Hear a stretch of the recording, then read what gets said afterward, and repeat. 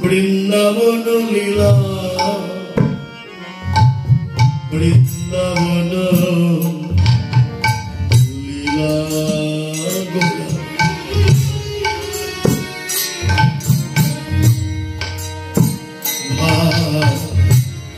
মনে দে মনে দে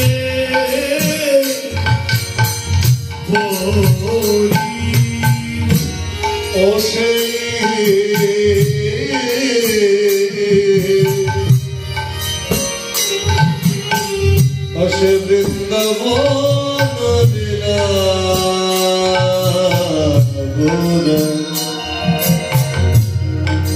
ভাব বলে মনেতে পড়ি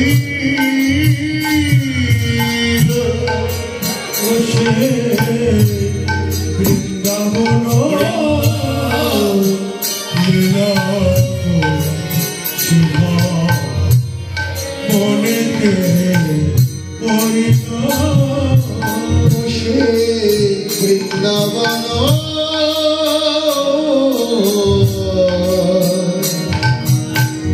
লীলা গোরা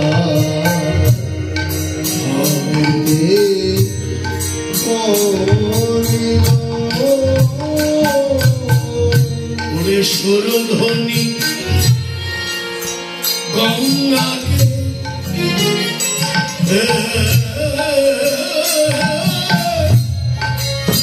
যমুনা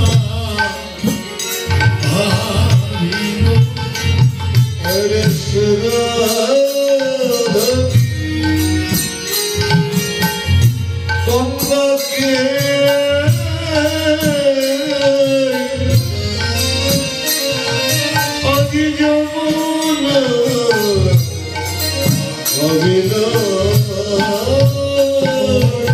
সুরধনি গঙ্গাকে যমুনা সুরধনি গঙ্গাকে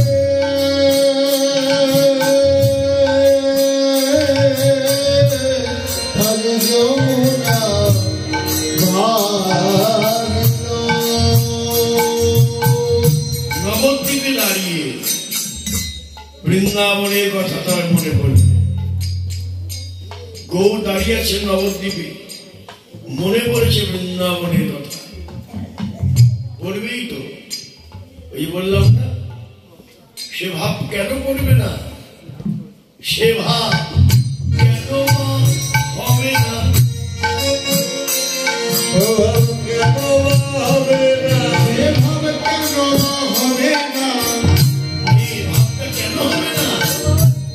এই যে ভাবটা তো মনে পড়বেই। সে তিনি কে? যেই গৌর সেই তো কৃষ্ণ।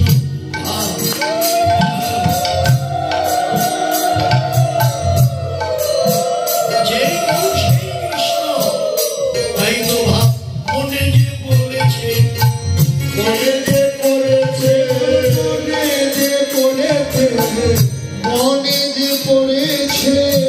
হবে না কেন রে, হবে না কেন রে, হবে না কেন রে, হবে না কেন রে। যেই কৃষ্ণ সেই তো গৌর ভাব, হবে না কেন রে, যেই কৃষ্ণ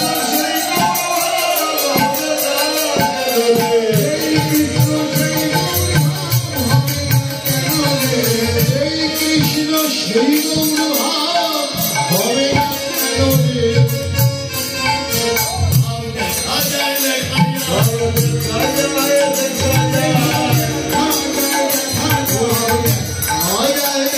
যায় স্বর্ণকান্তি ভেদ করে, দেখা যায় দেখা যায় স্বর্ণকান্তি ভেদ করে, দেখা যায় দেখা যায় স্বর্ণকান্তি ভেদ করে, দেখা যায় দেখা যায় উজ্জ্বল নীলকণ্ঠমণি ভাব, দেখা যায় উজ্জ্বল নীলকণ্ঠমণি ভাব, দেখা যায় দেখা যায়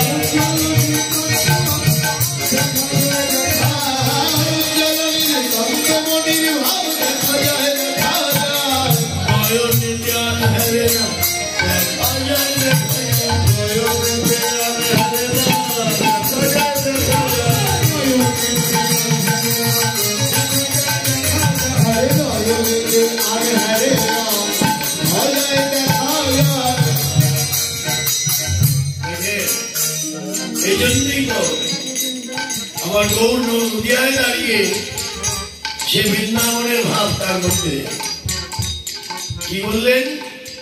সুরধনী গঙ্গা। এই গঙ্গাকে দেখে তার মনে পড়ে গেল সেই বৃন্দাবনের যমুনার কথা। বলে এই কি রে তুই সেই যমুনা প্রবাহিনী যমুনা যমুনা এই কি রে তুই সেই যমুনা প্রবাহিনী যমুনা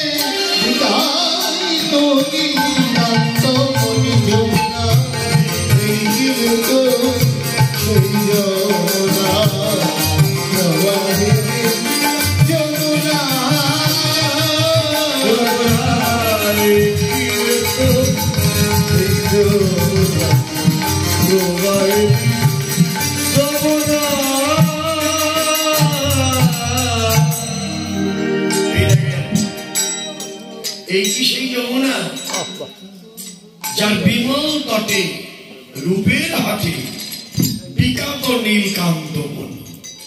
আরো কি বললেন? কোথা চারু চন্দ্রাবলী কোথা রাধা চলো গেলি কোথায় চারু চন্দ্রাবলী কোথায় রাধা চলো গেলি কোথায় চারু চন্দ্রাবলী কোথায় রাধা চলো গেলি কোথায় চারু চন্দ্রাবলী কোথায় রাধা চলো গেলি কোথায় রাজবিহারী বংশীধারী রাজবিহারী বংশীধারী ওই বংশীধারী রাজবিহারী বংশীধারী পাবে তেরাই বিনোদিনী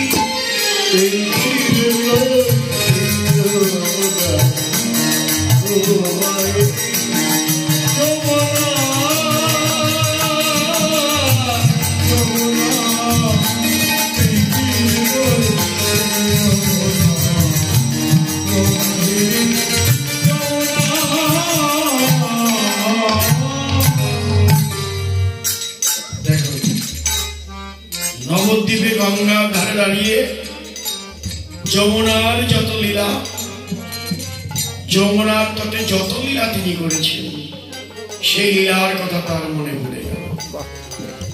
তাই সুরধনী গঙ্গাকে যমুনা সুরধনী গঙ্গাকে যমুনা শুধু তাই নয়, আরো কি কি ভাবলেন তিনি? নবদ্বীপে দাঁড়িয়ে দাঁড়িয়ে সে ব্রজের ভাবটা মনে করে ফুল বন ফুল বন দেখি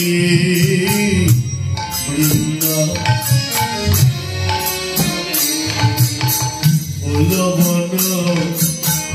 দেখি বৃন্দাবনের বনের বনের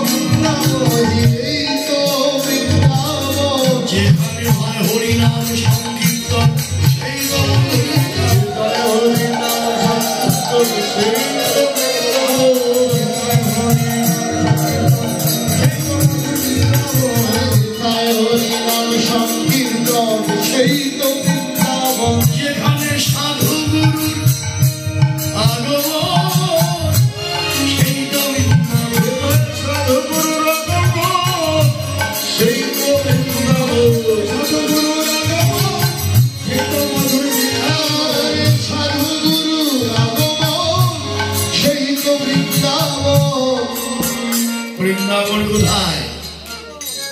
এখানেই হাজার মাইল দূরে, হাজার হাজার মাইল দূরে না, সবাই তো আর সেখানে যেতে পারি না। যেটা বৃন্দাবন বলে আমরা মনে করি, যেখানে পাসপোর্ট লাগবে, ভিসা লাগবে, কি সেখানে কি সবাই যাওয়া সম্ভব? সবাই যেতে পারি না। তাই বলে কি বৃন্দাবন দর্শন হবে না? হবে। হৃদয়ের ভক্তি, হৃদয়ের বিশ্বাস, যে আমরা বৃন্দাবনে বসে আছি। একটা কথা মনে পড়ে গেল, আমার গুরুজির নাম তো শুনেছেন, স্বর্গীয় নিত্যানন্দ রায়। অনেকে তার কীর্তনও শুনেছি। মানিকগঞ্জে তার বহু ভক্ত, ছোটবেলায় আমরা তার সঙ্গে আসতাম। আমরা যখন 6-7-এ পড়ি, তখন তার সঙ্গে এই লক্ষ্মী মন্ডপে এক হরিনাম করতাম, এক নাম কীর্তন করতাম। কি আনন্দ! সেই জাগের, আজ থেকে 30 বছর আগের, 35 বছর আগের ইতিহাস এই লক্ষ্মী মন্ডপ। তো সেটা এখনো আপনাদের এই আনন্দ থেকে বোঝা যায় যে পূর্বপুরুষগণ আপনাদের সেই বীজ বপন করে রেখে গেছে। এই মানিকগঞ্জের যে আমরা আজকের কথা নয়, 40 বছর তাও আগের থেকেই মানিকগঞ্জের এই কীর্তন লক্ষ্মী মন্ডপ অনেক দিনের। বাবুরা বলতে পারবেন কত বছরের? 72 বছর হয়ে গেল কীর্তনের এই হরিনাম যজ্ঞ। তো চিন্তা করা যায়, তখন অনেক বৈষ্ণবেরা ছিল, ভক্তরা ছিল মানিকগঞ্জে। এখনো অনেক মরমীজন আপনারা মানিকগঞ্জে আছেন। এটা ঐতিহ্য মানিকগঞ্জের। মানিকগঞ্জের ঐতিহ্য, এখানে অনেক সাধু সন্ন্যাসী, অনেক বাউল, অনেক কবি বিভিন্ন ভাবে তারা ছড়িয়ে ছিটিয়ে মানিকগঞ্জ বিভিন্ন অঞ্চলে তারা আছেন। এখানে একটা ভক্তির বা প্রেমের উৎকর্ষ এই মানিকগঞ্জে আছে, বিদগ্ধ পণ্ডিত আছে। তা আমার গুরুজির কথা বলছিলাম, তিনি যখন আগে তো এত ঘন ঘন ভারতবর্ষে যা সহজ হতো না, সবাই যেতেও পারত না। আর বৃন্দাবন তো আরো অনেক দূরের কথা, এখন তো বাদ যায় বৃন্দাবন, বিভিন্ন সংস্থা বা সহজ হয়ে গেছে। ইচ্ছা করলে আমি একটা গ্রুপের সঙ্গে যুক্ত হয়ে বৃন্দাবন বিভিন্ন তীর্থ ঘুরে আসতে পারি, এই সুযোগটা তো আগে ছিল না। তাই হঠাৎ করে একবার গুরুজি বৃন্দাবনে গেল, আমাদের গ্রামের পক্ষে উনি প্রথম বৃন্দাবন যান। বৃন্দাবন ঘুরে আসলেন, বাড়ি যখন এলেন গ্রামে সবাই গিয়ে তাকে দেখতে গেছে, বৃন্দাবন দর্শন করে এল। গ্রামের লোকজন গিয়ে ভিড় করেছে। নিতাই, নিত্যানন্দ তো নিতাই, নামটা নিতাই বলতো। ওনার বয়সে বড়, আমার গুরুজির বয়স একজন বড়, তার নাম হলো গঙ্গার মা, ডাক্তার, মানে মেয়ের নাম গঙ্গা, গঙ্গার মা নামে পরিচিত। তা উনি গেছেন, নিতাই বৃন্দাবন থেকে এলি তো, আমার জন্য কি এনেছিস? গঙ্গার মা বলছেন। আমার গুরুজি ওই ঘরের ভিতর থেকে ওই ব্যাগের থেকে ঝুলির থেকে একটু ধুলো, বৃন্দাবনের ধুলি, ওটা গঙ্গার মার হাতে দিয়ে, এই নাও, এই যে বৃন্দাবনের ধুলি এনেছি।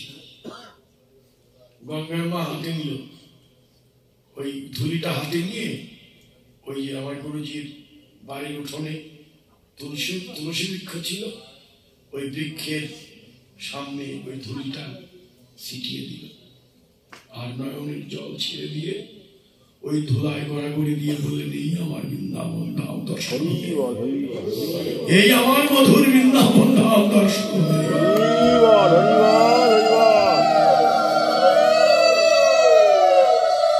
আবার তার গঙ্গার মার নয়নের জল দেখে আর ধুলায় গড়াগড়ি দেখে আমার গুরুজি তখন বললেন, আমার বৃন্দাবন যাওয়া হয় নাই, আজকে আমার গঙ্গার মা বৃন্দাবন দর্শনই সার্থক হল। আমি যে অনুভব, যে ভক্তি গঙ্গার মার মধ্যে দেখলাম, ওই এটাই তার বৃন্দাবন সাক্ষাৎ, তার দর্শন হলো, আমার সে ভক্তি বিশ্বাস হলো। তো বৃন্দাবন গেলেই তো আর বৃন্দাবন দর্শন হয় না। বৃন্দাবন এটাই যেখানে সাধুগুরু বৈষ্ণব এর আগমন, ভগবান তো বলে দিয়েছিলেন যে আমি অন্য কোথাও থাকি না, মদভক্ত যত্র গায়ন্তী তত্র তিষ্ঠামি নারদ।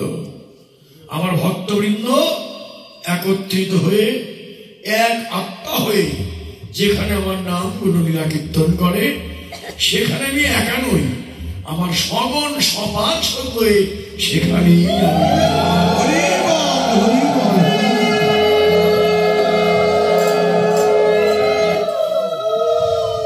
তাই তো আজ আমার মহাপ্রভু দেখলেন নবদ্বীপে দাঁড়িয়ে বৃন্দাবন দর্শন করছেন। ফুলবন ফুলবন ফুলবন দেখে বৃন্দাবনের সমান, ফুলবন দেখে বৃন্দাবনের মনের সমান, ফুলবন দেখে মনের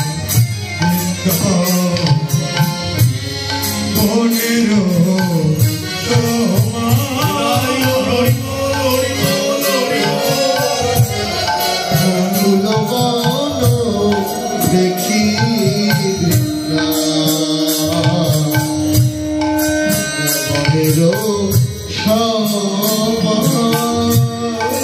সহচর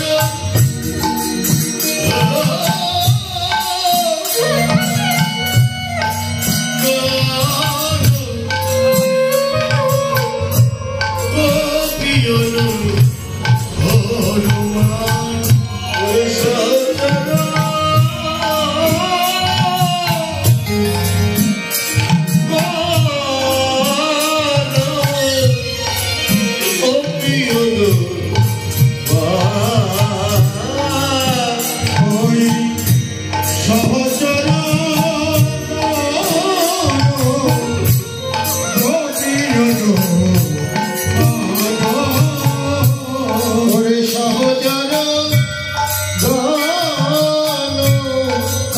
গোপী অনুমান এরাই তো গোপী এরাই তো গোপী এরাই তো গোপী এরাই তো গোপী রে বৃন্দাবনে যারা যারা তারাই তো এবার বৃন্দাবনে যারা যারা তারাই তো গোপী রে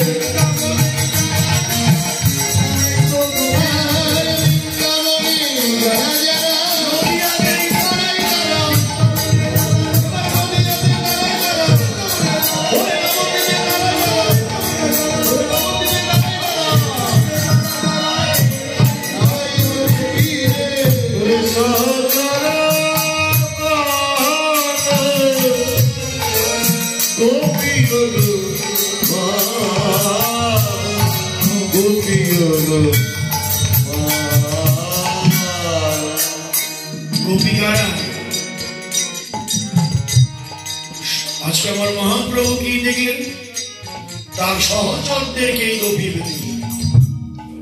এরাই তো গোপী কিন্তু নবদ্বীপে যারা তো পুরুষ দেহ নিয়ে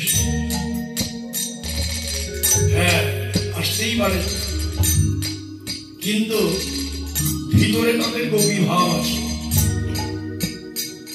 আমরা তো পুরুষ নই এই যে পুরুষ দেহ আমরা প্রকৃতি জগৎ হচ্ছে প্রকৃতি জগতের জীবকে বলা হয় পরা প্রকৃতি আমরাও বলতে পারি যদি বলেন এই যে পুরুষ দেহ এটা আমরা অধম পুরুষ আর পুরুষোত্তম আমার ভগবান শ্রীকৃষ্ণ তাহলে গোপী আমাদের হতে হবে ভজনে যদি বিশেষ করে এই বৃন্দাবনের ভজনে যদি এগিয়ে যেতে হয় গোপী ভাব অন্তরে নিতেই হবে এই জন্য মেয়েরা খুব এগিয়ে আসবে মায়েদের অবলম্ব গোপী ভাব যত সহজে নেওয়া যায় পুরুষদের কঠিন অঙ্গে সে গোপী ভাব আমাদের একটু সাধনা বেশি প্রয়োজন তাই জগৎবন্ধু বললেন প্রভু জগৎবন্ধু সুন্দর বললেন গোপী ভাব নও গোপী সেজো না আমরা শ্বাস দিই অনেক সময় লোককে দেখাতে চেষ্টা করি আমি গোপী হয়েছি এটা ভুল এত সহজ জিনিস নয় গোপী ভাব অন্তরে আনা এত সহজ নয় তবে চেষ্টা করতে হবে গোপী ভাব অন্তরে আসলে গোপী কারা কৃষ্ণের সুখে যারা সুখী দেখবেন আজকে আসে কি বলবে গোপীরা কৃষ্ণ যতই বলবে কেন এলে কি চাও গোপীরা বলবে আমরা কিছু চাই না তোমার সুখ চাই কি আমি বলি কথা আমি আমার সুখ চাই আর গোপীরা বলে না তোমার সুখেই আমার সুখ দেখেন তো মিলে কিনা আমার সঙ্গে তোমার ভালোতে আমার ভালো তোমার কুশলে আমার কুশল এটাই হলো গোপী প্রেম নিজের সুখ চায় না কেবলং কৃষ্ণ সৌখার্থং সসুখই পরিবর্জিতা ওরা কেবল কৃষ্ণের সুখই কামনা করে হে গোবিন্দ তোমার সুখ হোক হে বন্ধু তোমার ভালো হোক আমার ভালো চাই না দেখলেন এই ভালোবাসাটা গোপীদের আর আমরা সকাম ভক্ত আমরা বলি আমারটা দাও আমি শুধু আমারটা চাই গোবিন্দ সুখে থাকো এই চিন্তা আমি করি না এই জন্যই আমার এই অনিত্য সুখ মনে হয় না এর মধ্যে কোনো শান্তিও খুঁজে পাই না গোবিন্দকে সুখী রাখতাম গোবিন্দের ভালো যদি আমার হতো আমার সব ভালো হতো এই জন্যই ভালোবাসাটা এত সহজ নয় গোপী ভালোবাসা আর আমাদের ভালোবাসা তুলনা করতে গিয়ে যাবো না আমরা তাহলেই আর হবে না বললো এরাই তো গোপী বৃন্দাবনে যারা যারা নবদ্বীপেও তারা এসেছে সহচর গোপী অনুমান সবাইকে ডেকে এনেছেন কখন ডেকে এনেছেন অখণ্ড মন্ডলাকার এই পূর্ণিমার অখণ্ড মণ্ডলকর এই শশী পূর্ণিমার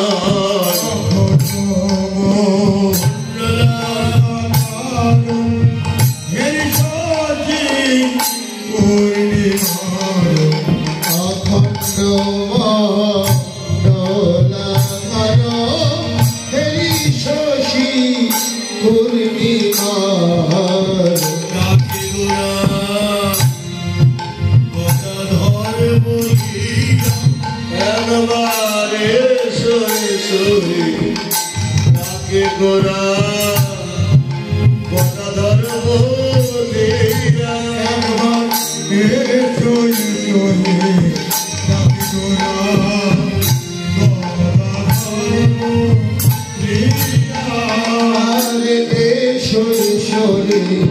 ডাকে গোরা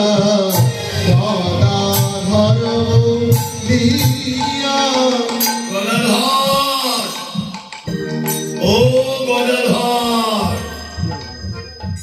এই যে ডাকতে লাগলেন সাক্ষাৎ মহাপ্রভু গদাধরকে ডাকলেন গদাধরকেই শুধু ডাকেনি নবদ্বীপবাসী ভক্তদের সবাইকে তিনি ডেকেছেন সবাইকে ডেকেছেন সবাই ছুটে এলেন সবাইকে নিয়ে তিনি এবার সবাইকে নিয়ে তিনি কি করলেন সবার মাঝখানে সবাইকে ডেকে এনে তিনি বিলাস বিহার করতে লাগলেন নাচতে লাগলেন ডেকে বিধি